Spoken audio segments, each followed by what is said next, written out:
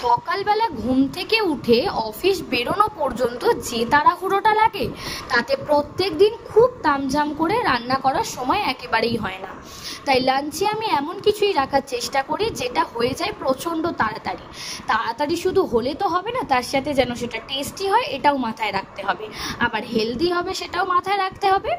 সেগুলো মাথায় রেখে আজকে আমি তৈরি করেছিলাম একটু সোয়া রাইস।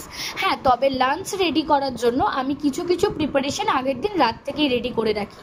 যেরকম যদি সবজি দিয়ে কিছু তৈরি করি তাহলে সেই সবজিগুলো আগের দিন রাতেই কেটে রেখে দিই। এতে করে কি হয়, সকালবেলা রান্নাটা তাড়াতাড়ি বসানোও যায় আর টাইমের মধ্যে সেটা কমপ্লিটও হয়ে যায়। তো আজকে আমি তৈরি করে নিয়েছিলাম একটু সোয়া রাইস, একেবারে ঝরঝরে, হেলদি, টেস্টি, ইজিলি।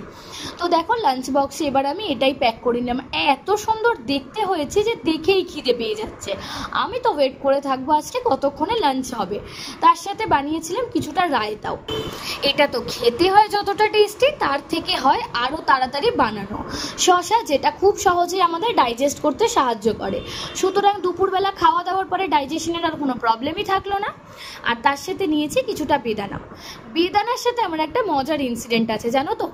আমার ভাই ছোটবেলায় কোনো ফল খেতে চাইতো না, আর আমার বাপি ওকে এই ফল খাওয়ানোর জন্য বলতো যে বেদানা হচ্ছে ছোট ছোট লজেন্স, আর দেখতেও কিছুটা সেই রকমই হয়, আর ও এটা লজেন্স মনে করে খেয়ে নিত।